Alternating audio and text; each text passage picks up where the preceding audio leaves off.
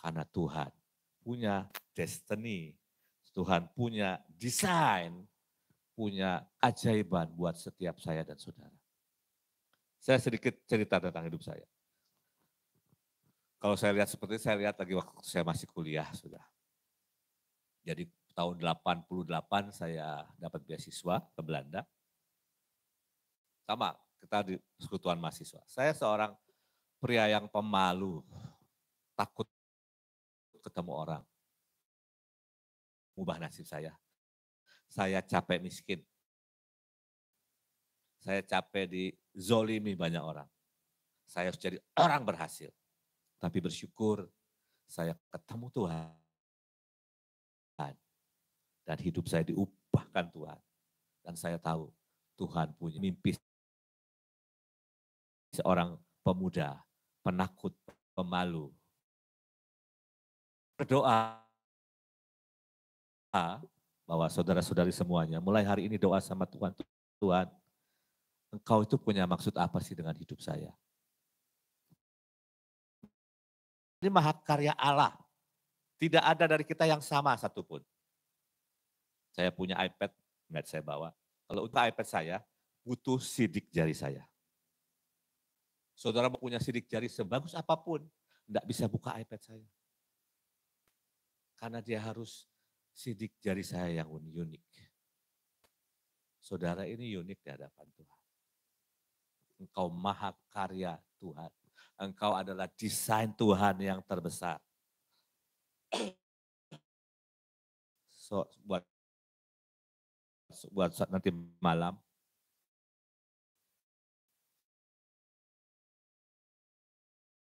saya mau cancel sampai segitunya, saudara. Saking saya ini bosan, saudara. Waktu saya mulai duduk, mulai seperti itu. Dengan sebuah desain agung, dengan sebuah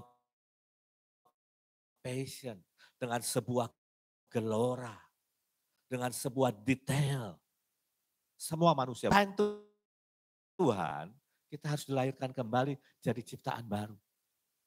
Dan kita harus menginginkan Tuhan, aku mau desainmu, aku mau destinimu. Saya langsung duduk, saya berkata, wow, ayatnya di mana Tuhan? Ayatnya di ayat berikut ya, tapi nanti kita bahas. Dikatakan, He has created us anew.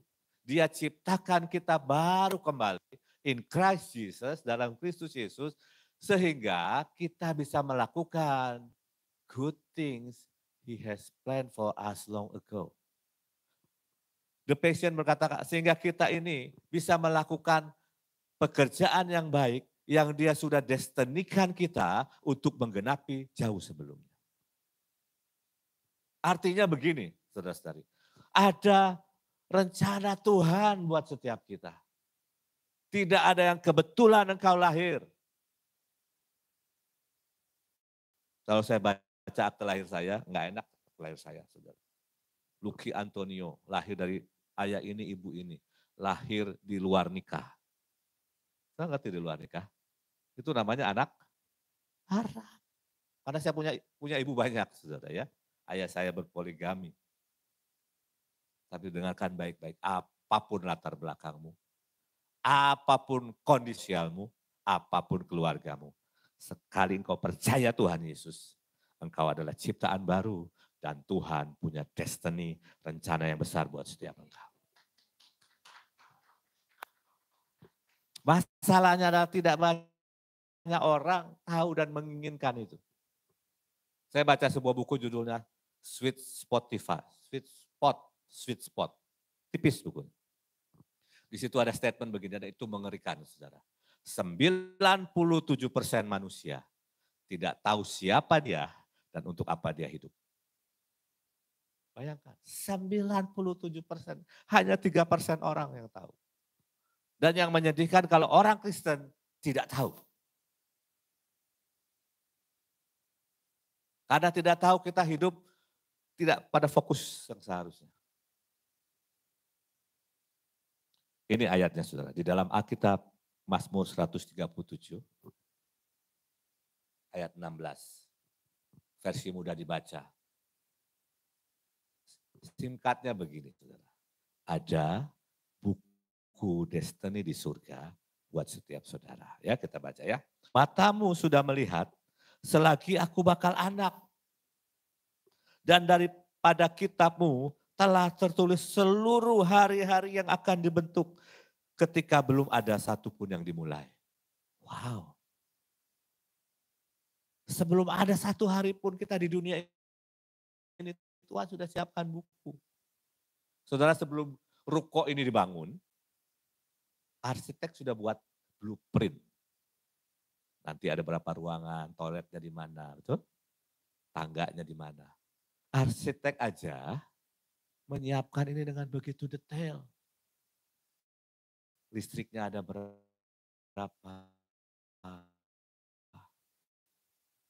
Apalagi untuk manusia yang adalah puncak ciptaan Tuhan. Saya harap saudara buku destiny yang Tuhan tulis buat setiap saudara.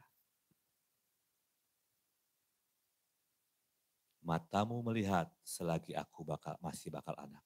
Dan pada kitabmu telah tertulis seluruh hari-hari yang akan dibentuk ketika belum ada satupun yang dimulai. Jadi tidak kebetulan kau ada di sini. Tidak kebetulan kau ada di keluarga yang kau dilahirkan. Walaupun saya juga dulu marah itu. Tapi setelah saya kenal Tuhan, saya mengerti itu bagian dari proses didikan demi didikan yang membuat saya jadi seperti hari ini. Saya bersyukur lahir di zaman ini, di mana AI, teknologi begitu maju. Bayangkan kalau saudara harus lahir di zaman jahiliyah. Nggak ada listrik, nggak ada AC. Betul? Betapa susahnya zaman itu. Kita hidup di zaman yang paling ajaib. Dan saya yakin inilah zaman di mana kita akan melihat pergenapan demi pergenapan janji Tuhan. Tapi untuk kita menjadi orang-orang yang menggenapi janji Tuhan, menjadi berkat buat banyak orang, kita harus tahu destiny kita. Saya nggak akan membahas itu lebih banyak, tapi saudara bisa baca di rumah nanti Matius 16, boleh dicatat Matius 16 ayat 16 sampai 19. Di situ Yesus berkata, engkau adalah Petrus. Dan di atas batu karang ini, aku akan membangun gerejaku. Dan alam maut tidak bisa menguasainya. Kalau bisa saudara baca dalam versi The Passion, The Message. Saya akan ringkas seperti ini. Yesus berkata, kenapa itu gereja yang dia bangun, eklesia yang dia bangun, mengalahkan yang namanya alam maut. Karena satu, gereja yang kenal siapa Yesus yang sebenarnya. Kedua, gereja yang tahu siapa dirinya di hadapan Tuhan. Kalau kita punya dua ini, maka alam maut tidak bisa menguasainya. Jangankan COVID, alam maut. Semua kuasa neraka. Nah menurut saya ketika kita mengejar ini, kejarlah pengenalan akan Tuhan. Kejarlah yang namanya pengenalan dirimu di siapa di hadapan Tuhan. Dan itu hanya terjadi kalau engkau kenal Tuhan. Itu semua ada di Matius 16, ayat 16 sampai 19. Ya. Nah saya mau, ini apa kata dunia saudara? Limitless. Limitless ya tolong. Ya. Limitless tanpa batasan. Ini yang nulis Les Brown namanya ya. Kehidupan tidak ada batasan-batasannya. No limitation. Accept the limitation that we made. Kehidupan kita itu gak ada batasan kecuali batasan yang kita buat karena trauma, karena keluarga, karena pengalaman, karena latar belakang. Itu menjadi mindset, itu menjadi mental block, itu menjadi ukiran dalam hidup kita yang kita melihat dunia ini. Kalau sudah ketemu saya, sekarang saya umur 37 tahun yang lalu. Nggak akan melihat seorang yang seperti ini. Saya kalau jalan menunduk. Zaman dulu tidak ada GPS. Kalau saya nyasar, Tante, kalau saya nyasar, saya lebih memilih berputar 3 jam, nggak apa-apa, daripada amit-amit tanya orang. Kenapa? Karena saya begitu punya keminderan, rasa malu dengan kondisi saya, kondisi keluarga, kondisi orang tua itu sudah bercampur baur. Itu limitation yang saya buat. Kalau saya nggak benahi ini, saya nggak berdiri di sini. Kehidupan tidak ada batasan-batasan, kecuali batasan-batasan yang kita buat, kata Les Brown. Ya. Ini kata Jim Quick, latar belakang, background, ya. Setiap kita punya background. Dan lingkungan, circumstances, mempengaruhi siapa kita sekarang. Itu given. Itu kondisi sekarang. Kenapa saya seperti ini? Itu karena pengaruh lingkungan, latar belakang, dan sebagainya menurut Jim. Tetapi kita harus bertanggung jawab untuk siapa kita jadinya. Halo, saya dan saudara bertanggung jawab di hadapan Tuhan. Saudara jadi apa nih ke depan? Besok lebih baik enggak? 5 tahun lagi jadi siapa engkau? It's up to you. Kalau kita masih berkata ini karena orang tuaku, ini karena saudaraku, sudah masih jauh. Kalau setiap persoalan yang kita hadapi dan kita berkata, ini karena keluargaku, ini karena lingkunganku, saudara masih jauh. Tapi kalau engkau berkata, mulai hari ini tergantung respon saya.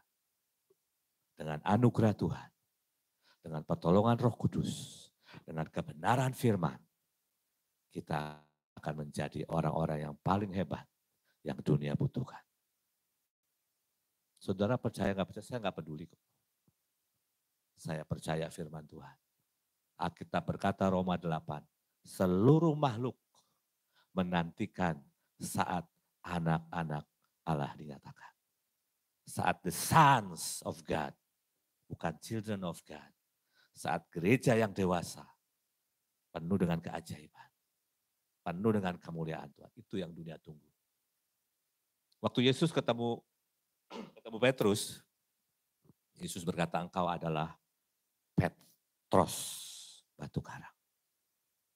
Memang dalam perjalanan waktu Yesus berkata itu sampai Petrus menyangkal, itu proses. Tapi saudara tahu di kisah para rasul, bayangannya saja menyembuhkan orang.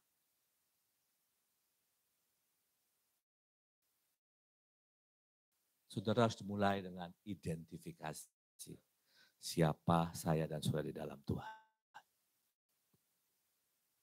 Alkitab ini sangat berharga, Bapak Ibu. Lebih berharga dari buku pelajaran apapun. Saya sejak masih mahasiswa, saya bertekad akan lebih banyak baca Alkitab daripada buku pelajaran. Sampai hari ini. Makanya saya hafal banyak ayat di dalam kepala, bukan di luar kepala. Yang tersenyum cuma di depan. Karena kan biasanya orang Indonesia berkata, ayo hafal di luar kepala. Gampang kalau di luar kepala, pakai gadget saudara. Tapi kalau di dalam kepala, apalagi di dalam hati, itu butuh waktu. Bisa nangkap sampai sini. Saya tahu ini bukan khotbah yang mudah. Saudara harus ambil action. Kau harus menetapkan hati, Tuhan, aku mau kenal kau. Dan hanya tidak menetapkan saja, terus baca kitab, doa, paksa dirimu berdoa. Baca buku-buku berkualitas. Pelajari orang-orangnya yang hidup berubah buat Tuhan. Saya bukan berkata sudah harus jadi pendeta, no. Penuhi destinimu. Kalau kau dipanggil jadi ilmuwan, jadilah ilmuwan terbaik. Kalau engkau dipanggil jadi pejabat, jadilah pejabat yang terbaik. Kalau engkau dipanggil jadi pemusik, jadilah pemusik yang terbaik yang diurapi Tuhan. Karena engkau tahu destiny. Saya ingat satu hari, saya lihat YouTube kisah seorang worship leader namanya Eddie James. Orangnya gemuk. Wah, gemuk. Tapi kalau dengar dia nyanyi, saudara akan rasakan urapan yang berbeda. Waktu dia masih seumur kalian, bahkan SMA, ada seorang nabi nubuatin dia, 1 hari kamu akan jadi worship leader. Yang dia percaya itu, dan dia persiapkan diri. Setiap hari dia main piano, nyembah Tuhan sendiri. Sampai dikatakan 1 hari, sehari dia menyembah 8 jam. Saya bilang, wah keren banget ini orang. 1 hari saya lihat KKR-nya Renat Bongke, yang 3 juta, 10 juta. Saudara akan lihat orang ini. Orang hitam, gemuk. Saya bilang kalau dia tidak mempersiapkan diri untuk destiny yang besar, dia tidak akan sanggup berdiri di depan 3 juta orang, di depan 10 juta orang, membawa orang menyembah Tuhan. Itu namanya tahu destiny dan menyiapkan destiny. Kalau orang ditanya, destinimu apa? Atau siapa kamu? Saya mahasiswa. No, itu pekerjaan. Yang namanya siapa kamu? Daud itu adalah a man after God's own heart. Tapi panggilannya, destininya menjadi gembala Israel. Daud adalah pemazmur yang dicintai. Itu siapa dirinya. Makanya apapun yang dia kerjakan, susah, senang, ngalamin, kejar anak, dia bermazmur. Jatuh dalam dosa, dia bermazmur. Itu siapa? Daud. Kalau ditanya siapa saudara? Siapa ya saya ya? Terus tanya sama penciptamu. Untuk apa engkau dipanggil? Itu destiny. Tanya sama penciptamu yang menciptakan engkau. Tapi saudara bisa mulai dengan apa yang Alkitab tuliskan. Siapa engkau? Kau ciptaan baru. Siapa engkau? Garam dan terang dunia.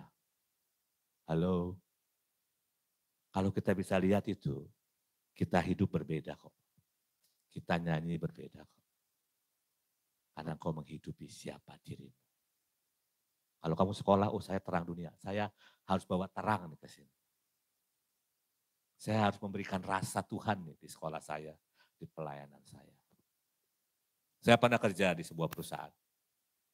Saya nggak pernah ngomong, haleluya, puji Tuhan, shalom, enggak. Tapi semua orang melihat saya sebagai seorang pendeta. Saya juga nggak tahu apa yang mereka lihat. Kalau ada orang, anak buah ada masalah, dia datang, Pak, saya mau ngomong pribadi, boleh? Boleh. Saya berikan nasihat. Orang lihat apakah engkau terang atau garam. Jangan cuma di sini. Di sini semuanya holy, holy. Tapi kita harus holy forever. Amin. Loh bukan berarti saya nggak pernah buat dosa. Pernah.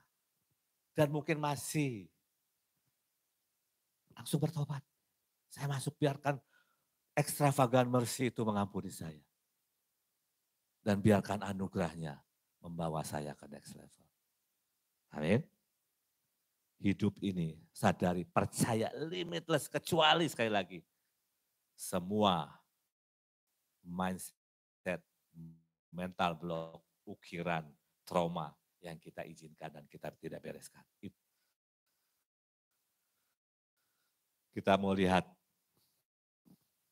seringkali orang ketika punya batasan, punya trauma, ya, ketika melihat mimpi Tuhan yang besar, kita akan bereaksi berbeda. Ini saya cuma kasih beberapa contoh, satu contoh saja.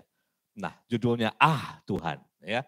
Musa waktu dipanggil juga berkata, Tuhan, utuslah siapa yang kau bisa utus. Coba bayangkan begini ya. Sebelum aku membentuk engkau, kata Tuhan kepada Yeremia, dalam rahim ibumu, aku telah mengenal engkau. Halo, Tuhan itu mengenal saudara. Dia tahu kekuatan dan kelemahanmu. Dia tahu potensi yang dia sudah taruh dalam hidupmu. Artinya kalau Tuhan suruh sesuatu sama saudara, Tuhan tahu.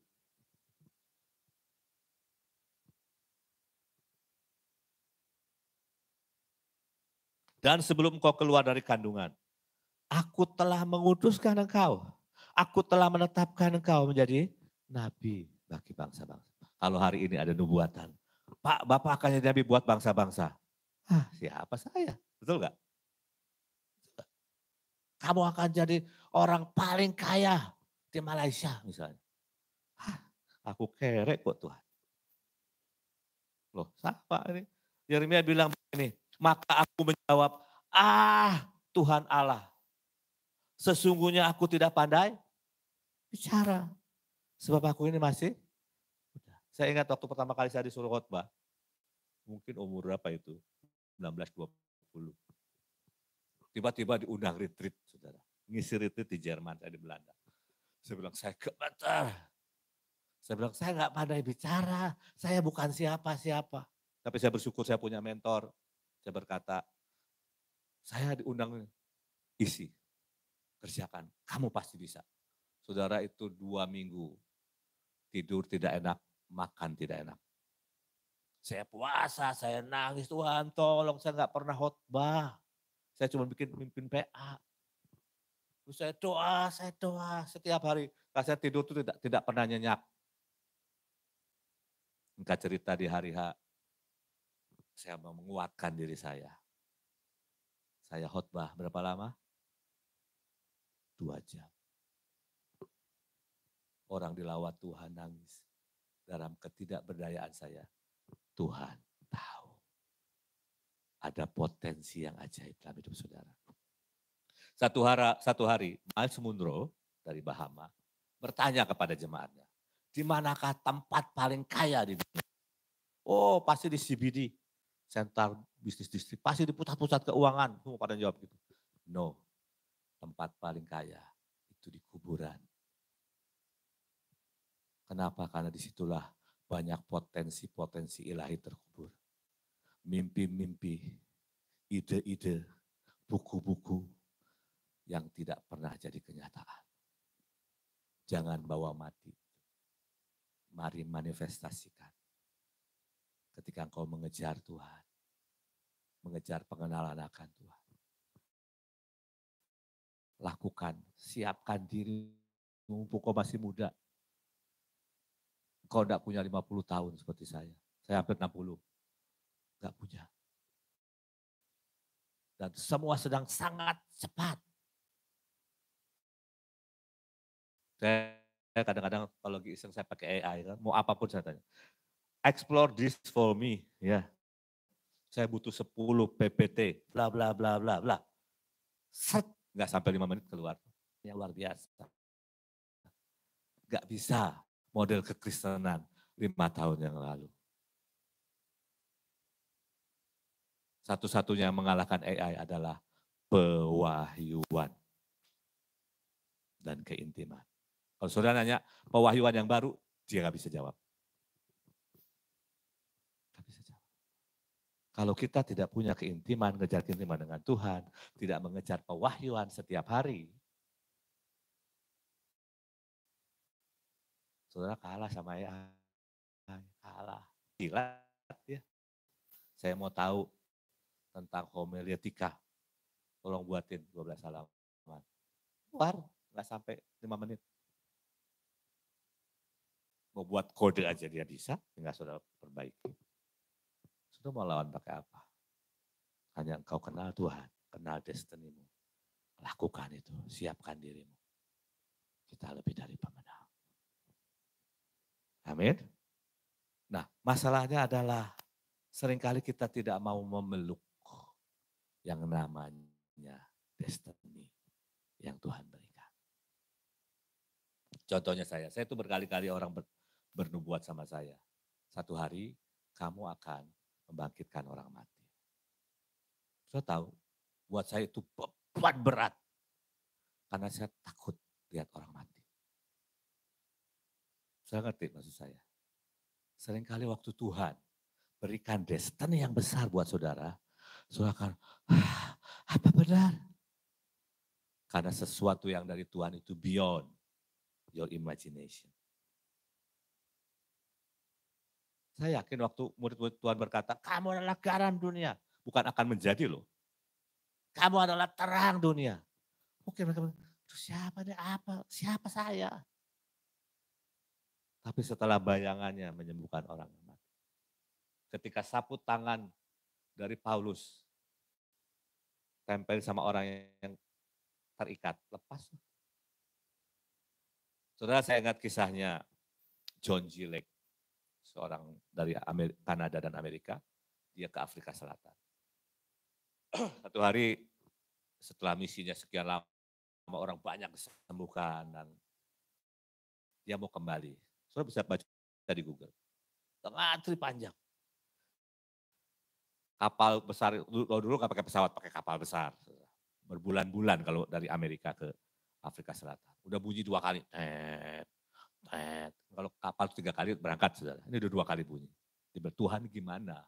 Orang masih panjang. Tuhan bilang, di situ ada tiang buat kuda. Kamu urapi, kamu doakan. Urapanmu ada di situ. Sampai orang selesai. Dia berkata, semua yang sakit, pegang tiang ini, saya mau pulang. Dia naik, itu orang yang megang itu sembuh, saudara.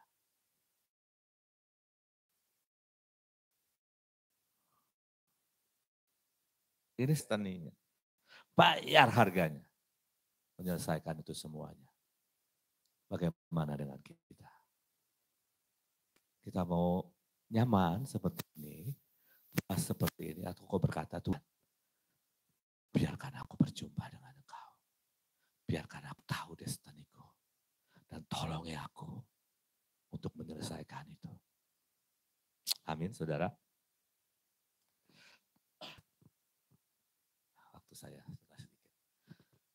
Saudara, ini ciptaan baru ya, dikatakan begini. Therefore, if any person is engrafted in Christ, in the Messiah, he is a new creation altogether. The old, previous moral and spiritual condition has passed away. Tuhan. Makanya orang sudah lahir baru, dia coba hidup tidak kudus, itu ada pertentangan besar di hidup. Kenapa? Karena manusia batinmu baru. Nah masalahnya lah banyak orang tidak bisa melihat itu, makanya kata behold. Seperti apa? Seperti Kristus, sama sekali kudus, sama sekali baru. 1 Yohanes berkata, tidak bisa buat dosa kok manusia rohmu. Tapi yang jadi masalah adalah jiwa kita ini masih jiwa yang lama. Engkau lahir baru, utang tetap ada utang. Gemuk tetap gemuk, kurus tetap kurus. Betul? Pikirannya kotor tetap pikirannya kotor. Sampai apa? Sampai engkau berubah. Inilah salah satu aspek batasan yang kita harus bereskan setiap hari. Mari kita baca ya.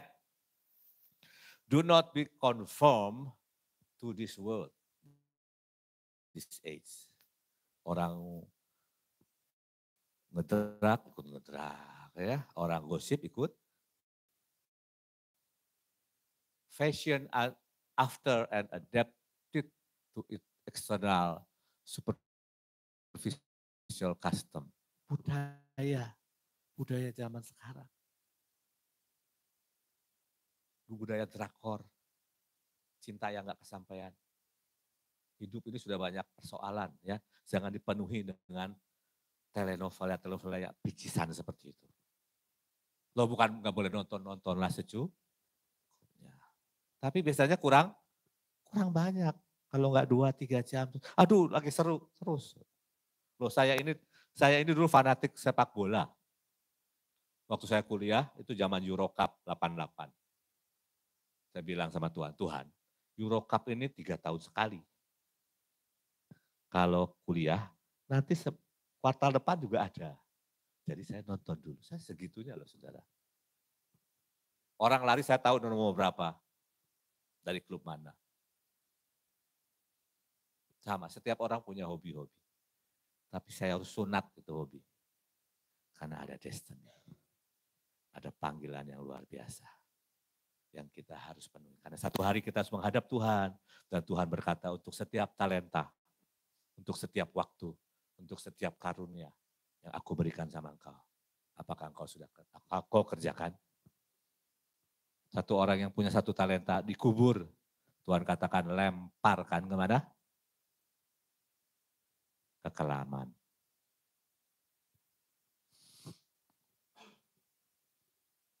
Be transformed, changed by the entire renewal of your mind. But it's by its new ideals and its new attitude. Cara pikir, cara pandang kita, sikap kita hidup itu harus diperbaharui. Dengan apa? Dengan standar firman Tuhan.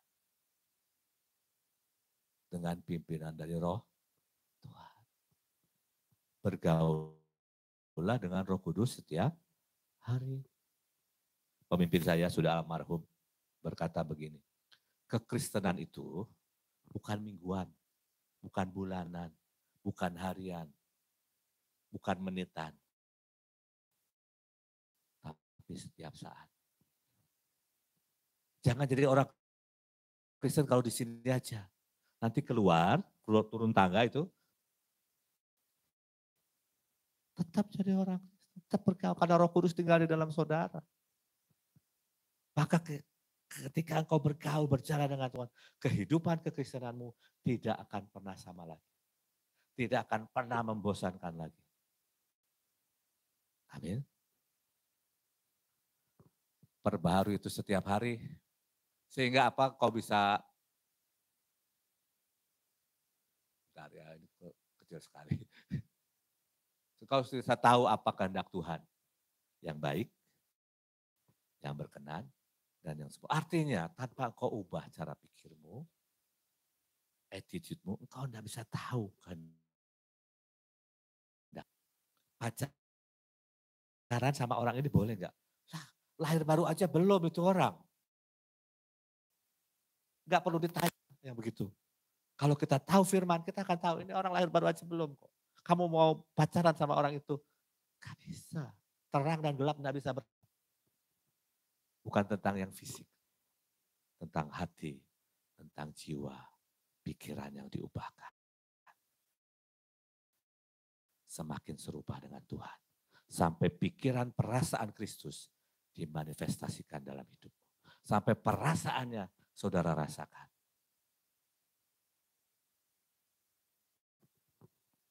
Itu saudara harus lakukan ini. Ya, next. Cepat saja. Nah, setiap kali kita mengalami trauma atau mengalami keadaan kan sendiri. Dan kita buat kisah itu, akhirnya itu menjadi sebuah mental block atau di alam bawah sadar saudara. Saya kasih contoh. Satu hari ayah saya berkata sama saya begini waktu saya SMA. Aku ini punya banyak anak laki-laki. Hilang satu tidak masalah. Engkau seperti telur busuk buat saya. Oh saudara, itu hancurlah perasaan saya. Hancurlah harga diri saya. Hancurlah jati diri saya rusak, gambar diri saya rusak. Dan saya bawa itu terus dalam hidup saya. Kisah itu terus bergema di hidup saya. Sampai saya menjadi orang yang sangat minder, sangat pemalu, dan tidak berani tampil. Kenapa? Karena satu peristiwa itu. Saya interpretasikan sendiri, saya nyanyikan sendiri, saya imajinasikan sendiri. Bukankah itu nasib banyak orang seperti itu? Tapi ada juga kejadian ketika orang dikandung, mau digugurkan. Dia sudah tertolak sejak dari kandungan. Dia tahu kenapa, dia tuh minder, kenapa dia takut. Jadi saya sebutnya ukiran di jiwa. Ini yang membatasi. Saya sedang memuridkan, satu orang bilang begini, Pak, saya ini, ada salah satu leader, saya ini disuruh mimpin doa penutupan Zoom. Saya nolak berkali-kali. Dalam hati saya, what? Begitu? Ya, saya mulai gali ceritanya. Lagi kecil mau digugurkan, waktu remaja dikejar-kejar papahnya pakai pacul. Oh, no wonder. Jiwanya. Tapi kemarin setelah muridan, dia berkata, Pak, saya memberanikan diri. Dan iblis buat gara-gara. Tiba-tiba suaranya di handphone itu putus-putus, sinyal tidak bagus. Saudara. Ada suara berkata, lihat kan, betapa bodohnya kamu. Tapi saya sudah ngerti sekarang. Saya konfront itu. Tidak penting apa. Saudara, interpretasi apa yang ada di jiwamu. Mental block apa yang ada di jiwamu. Itu tanggung jawab kita untuk membenahinya. Berubahlah oleh pembaharuan budimu. Saudara bayangkan saya tadi cerita ya, setiap kali saya jalan saya nunduk. Waktu saya mulai tahu kebenaran, saya mulai lihat cermin, saya berkata, hai Luki yang dicintai Tuhan. Biji mata, percayalah gak langsung begitu. Saya harus paksa diri saya. Saya lihat wajah saya ini jarang nyisir, makanya rambutnya agak tipis. Lihat dulu, saya lihat wajah saya. Hai engkau yang dicintai. Terus itu setahun mungkin ada saudara. Setahun. Karena kerusakan gambar diri itu begitu mengerikan dalam diri saya. Tapi setiap orang punya kisahnya masing-masing. Nah, untuk membuat waktunya singkat ya saudara. Saudara punya kisah masing-masing. Tapi biarlah mulai hari ini, setiap suara yang teriak di kepalamu, suara-suara negatif, engkau harus konfront dengan firman Tuhan. Kalau misalnya suatu berkata, kamu itu memang gak berharga dari dulu juga mau digugurin. Dengar ya, aku ciptaan baru. Yesus bayar aku dengan harga, dengan darahnya sendiri. Saya konfront saudara. Tapi gak berhenti di situ, saya mulai ubah cara pandang saya tentang diri saya. Ini ciptaan baru, ini seharga Tuhan Yesus. Ini punya panggilan yang besar. Saya ngomong. Tapi yang saya mau ajarkan begini, mulai hari ini, apapun yang terjadi di hidupmu, jangan interpretasikan sendiri. Engkau punya roh Tuhan. Tanya Roh Kudus, perspektifmu bagaimana tentang kejadian ini? Contoh, ini agak waktu saya bereskan yang namanya telur busuk itu satu. Saya di pantai waktu itu, Tuhan berkata bereskan. Saya angkat itu telur. Dalam imajinasi saya angkat telur busuk itu. Tuhan, terima kasih. Seandainya telur busuk ini bukan telur busuk, dia tidak jauh berbeda dari papahnya. Tapi karena ini dibuang, tangan yang berlubang paku itu mengambil jadi miliknya. Dia tumpang tangan jadi telur emas. Dia usap-usap jadi Raja Wali Emas. Itu yang Tuhan cerita sama saya. Mulai hari itu perspektifnya berubah. Dengarkan baik-baik, mulai hari ini, apapun kejadian dalam hidupmu, ada Roh Kudus. Minta perspektifnya, minta cara pandangnya. Bukankah Alkitab berkata Roma 8 ayat 28, segala sesuatu bekerja untuk mendatangkan kebaikan buat mereka yang mengasihi Dia, yang terpanggil sesuai. Ini PR yang mungkin kalau kita punya kehidupan yang broken home seperti saya, mungkin banyak aspek di hidup kita. Tapi kalau kau punya keluarga baik-baik, bersyukurlah, mari kejar destiny. Tetap ada batasan kok yang kita buat. Yang kita harus terus ubah. Ada buku namanya Growing Mindset, saudara. Dunia aja punya growing mindset. Jangan sampai kita orang Kristen segini-gini terus perkembangan kita dengan Tuhan. Kita harus growing dalam pengenalan akan Tuhan. Amin. Itu kurang lebih singkatnya ya. Mulai hari ini mari kita punya kacamata yang dari Tuhan. Next. Disingkat aja, ini hal-hal yang sudah perlu kenali sebagai kebenaran palsu ya. Saya tidak berharga, saya tidak disayang. Saudara harus konfront ya.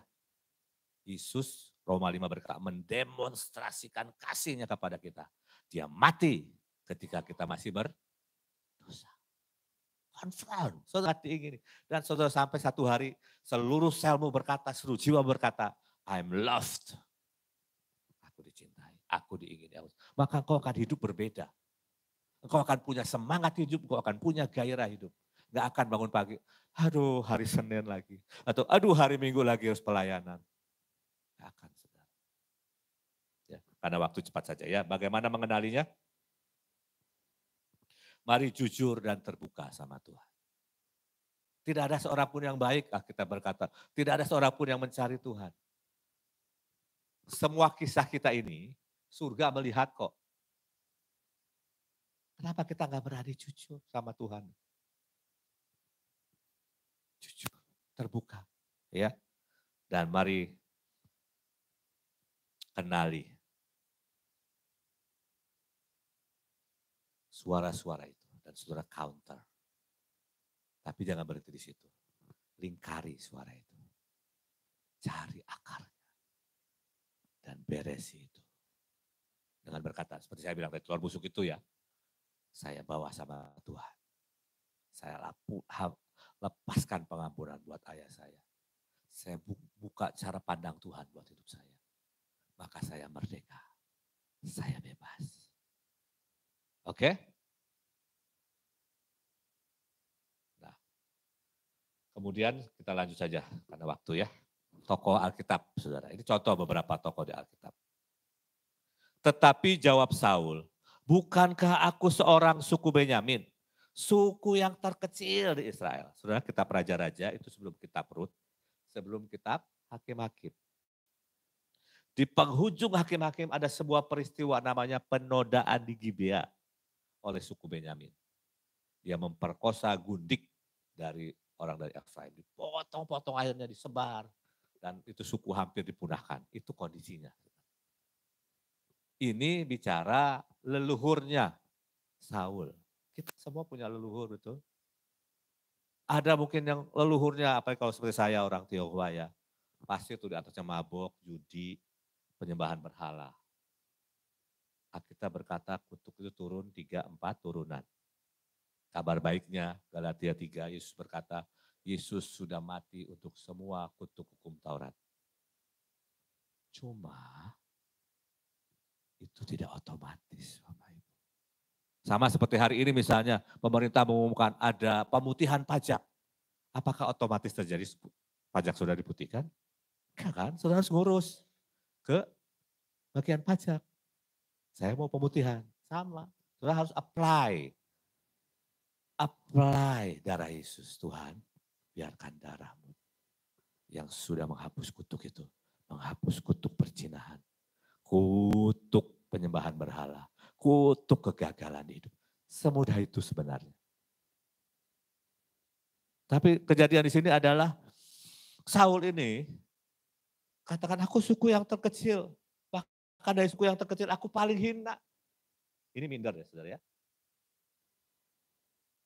Mengapa Bapak berkata demikian? Saudara kalau di kisahnya katakan waktu dipanggil dikatakan Saul ini dari bahu ke atas lebih tinggi dari yang lain. Dia ini kaya loh ternyata. Tapi saudara tahu akibatnya singkat saja. Dia waktu orang Israel bernyanyi-nyanyi.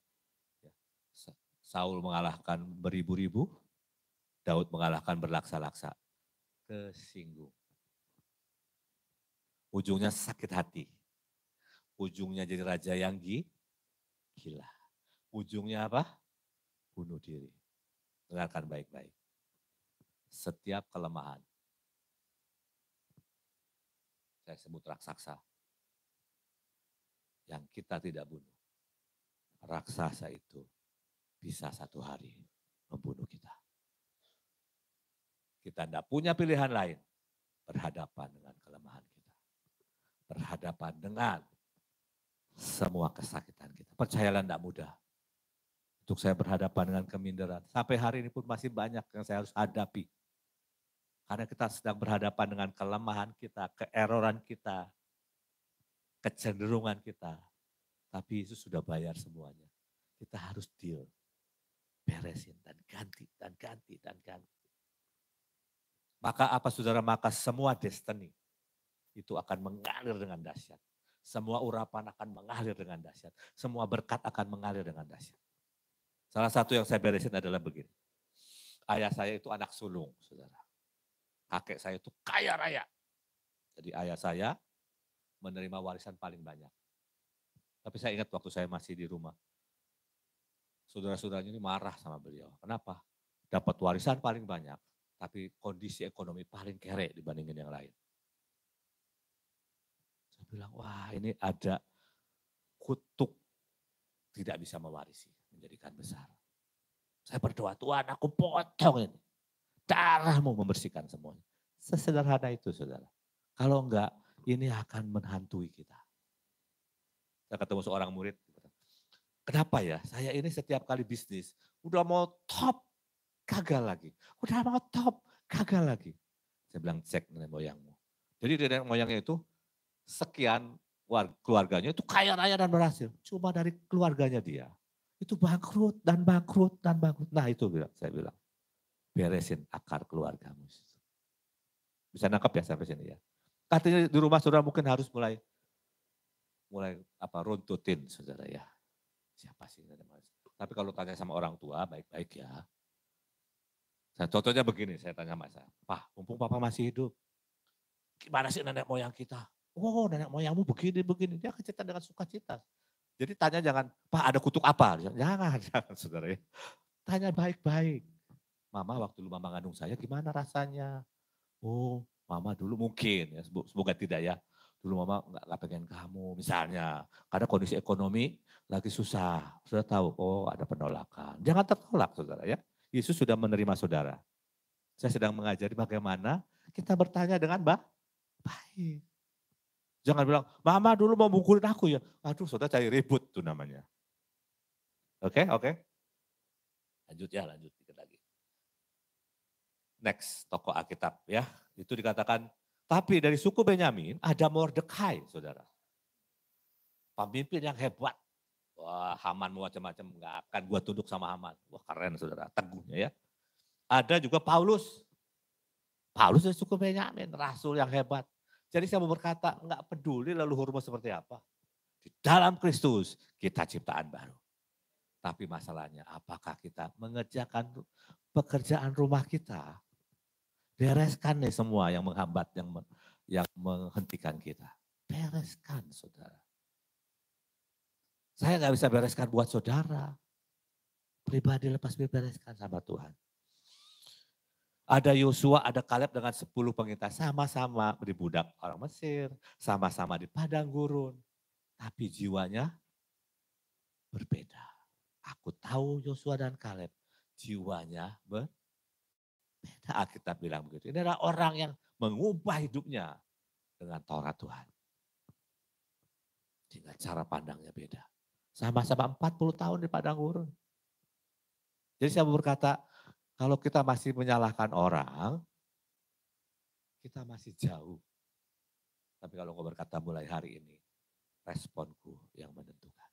Contohnya begini, kalau satu orang marah sama saya, misalnya, maaf contoh ya, beliau marah sama saya bilang, siapa saya orang mau bicara di sini kok dia marah. Tapi seandainya orang itu adalah orang gila, marah-marah sama saya marah, saya lebih gila dari orang gila. Betul nggak? Artinya marah atau tidak marah tergantung saya. Halo. Anggap aja orang itu lagi ada masalah. Tapi sisi lain kita juga cek ada apa dengan saya. Oke, ya. Yefta anak gundik diusir jadi kala perampok. Ukuran jiwanya apa? Tertolak, saudara. Akibatnya waktu dia mau perang, dia nggak yakin, dia buat sumpah. Yang seharusnya nggak perlu buat. Sumpahnya mengerikan. Siapa yang keluar dari pintu rumahku. Zaman itu orang nggak piara anjing. Bapak Ibu. Domba semua di luar, nggak ada di rumah. Yang keluar kalau nggak istri ya anak. Kenapa itu terjadi? Karena tertolak yang dia nggak bereskan. Kejadiannya kan dia diusir, anak gundik, anak haram. Ya, terakhir, waktu ya saudara, saya nggak bisa khotbah panjang-panjang. Boleh slide terakhir. Yosua 1 ayat 8. Ayat yang terkenal. Ada 3 kunci di situ. Yang pertama, janganlah kitab Taurat ini menjauh dari mulutmu. Mulai hari ini perkataanmu sangat menentukan. Perkataanmu harus membangun. Harus sesuai dengan firman Tuhan. Misalnya, ada suara, kamu tidak berhasil. Tuhan berkata, ya, mulai hari ini aku adalah orang yang diberkati. Apapun yang aku kerjakan berhasil. Karena aku suka akan firman, aku merenungkan firman, apapun yang aku kerjakan berhasil. Konfront. Jangan iya ya, kenapa aku gagal terus? Jadilah seperti yang kau ucapkan. Karena hidup dan mati dikuasai? Tidak. Tahu gitu loh ya. Siapa suka menggemakannya akan memakan hasilnya. Pertama, kuasai perkataan. Yang kedua, renungkanlah itu siang dan malam. Isi jiwamu dengan firman. Pikirkan yang baik, yang benar, yang kudus, yang mulia. Penuhi, jangan dibiarkan kosong. Apalagi diisi dengan sampah. Ya kemarin di jalanan, istri saya bilang begini, istri saya, iya ya kenapa tanpa sadar orang itu membiarkan sampah memenuhi dirinya. Dengarkan radio semua gitu. Biarkan. Apalagi kalau saya pernah ya, saudara waktu saya masih kerja, jalan-jalan sama teman-teman ke Blok M. Kan suka ada yang jual CD itu. Kan ada yang dua lagu, ada satu lagu tuh nyangkut di kepala saya. Sambil jalan, kenapa nyanyi terus di kepala saya? Cuma dengar saudara. Lagunya yang menyayat sembilu gitu loh saudara ya. Kenapa nasibku begini, putus cinta dan bla bla bla bla. Itu jalan. Aku bilang, aduh Tuhan ngeri. Saya kepas, saya potong-potong Tuhan. Saya langsung ingat firman Tuhan. Renungkan firman. Pagi-pagi bangun, cari firman, baca firman. Pegang itu satu aja satu sepanjang hari itu. Renungkan. Hidupmu akan berubah. Yang ketiga, kalau engkau sudah renungkan, engkau akan melakukan seperti yang ada tertulis. Betul? Seringkali kita pengen melakukan yang ada tertulis, tapi kita nggak merenungkan, nggak bisa. Caranya biarkan pikiranmu dipenuhi misalnya dengan cinta, maka engkau akan mencintai. Kalau pikiranmu dipenuhi dengan Injil, engkau akan menginjil. Kalau penuh dengan sukacita, engkau akan bersukacita. Maka dikatakan, perjalananmu akan sukses. Perjalanan, sukses itu perjalanan saudara. Sukses itu bukan tujuan, sukses di sini, pindah lagi, sukses di sana, pindah lagi. Terus sampai akhirnya kita ketemu Tuhan di awan-awan. Amin. Ya, dikatakan ayat yang terakhir, hidup dan mati dikuasai lidah. Siapa suka menggemakannya akan memakan buahnya. Amin saudara. Mari kita pejamkan mata kita. Tuhan terima kasih untuk ekstravagan mercy yang kau berikan buat kami. Hidup ini adalah kesempatan. Hidup ini untuk melayani Tuhan. Jangan sia-siakan waktu yang Tuhan beri. Hidup ini harus jadi berkat. Oh Tuhan, pakailah hidupku. Sekarang aku masih kuat. Bila saatnya nanti Kristus datang kembali, hidup ini sudah jadi berkat. Maafkan saya ganti liriknya memang sedikit. Saya nggak mau tidak berdaya Bapak Ibu. Saya mau sampai nafas saya terakhir melayani Tuhan. Makanya saya katakan mohon maaf. Bila saatnya nanti Kristus datang kembali, hidup ini sudah jadi berkat. Amin. Mari kita berdiri. Kita nyanyikan lagu ini. Hidup ini adalah kesempatan. Hidup ini untuk melayani Tuhan. Jangan sia-siakan. Jangan sia-siakan waktu yang Tuhan beri. Hidup ini harus jadi berkat. Hidup ini adalah kesempatan. hidup ini adalah kesempatan. Hidup ini untuk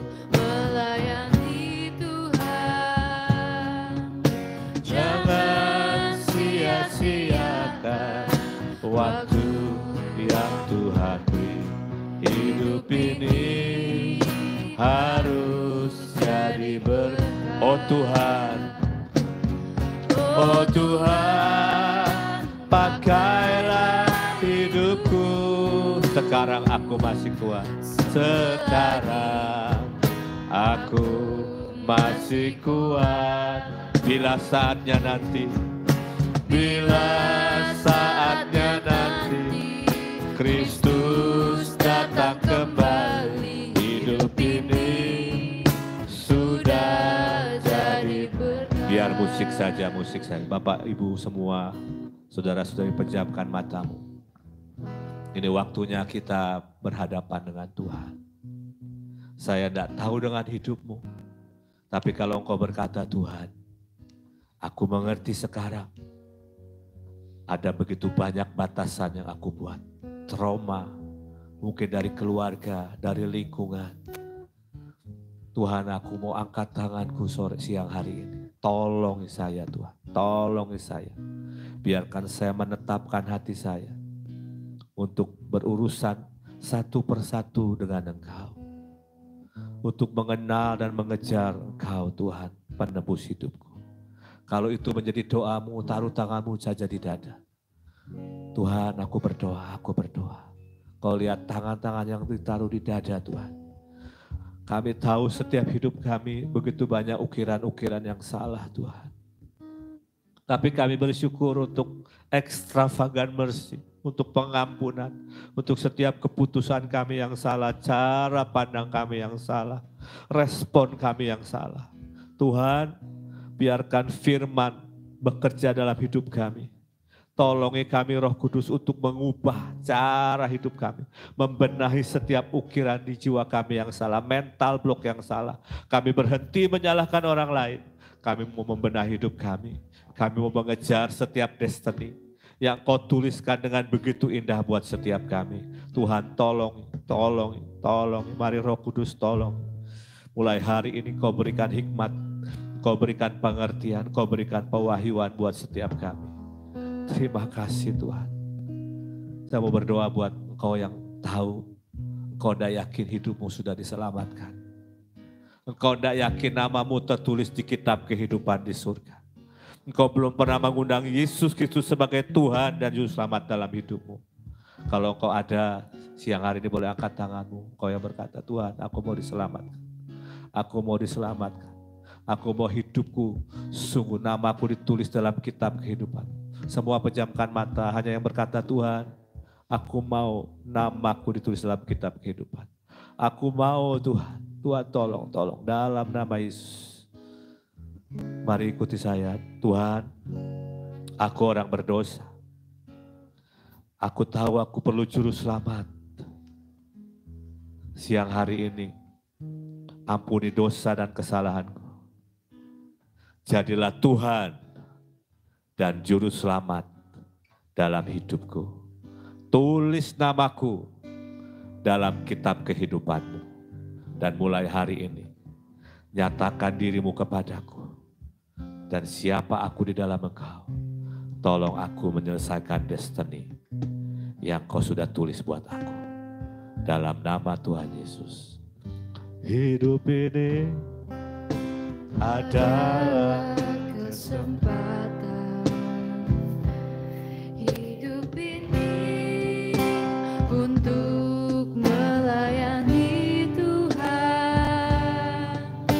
Jangan sia-siakan waktu yang Tuhan. Hidup ini harus jadi berkat. Oh Tuhan,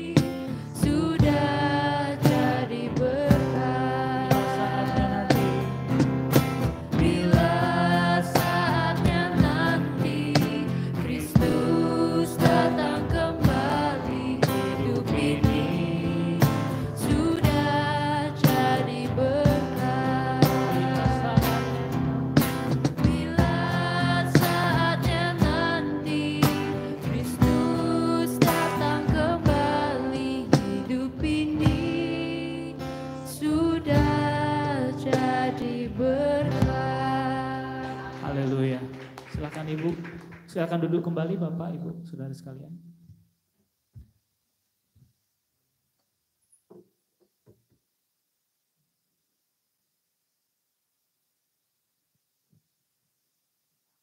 Ya, serba banyak di antara kita yang diberkati pada pagi hari ini. Haleluya. Kami mengucap syukur dan kami berterima kasih kepada Papa dari saudara-saudara kami di tempat ini, Daniel dan Joshua, Om Luki. Terima kasih banyak atas pelayanannya. Kami percaya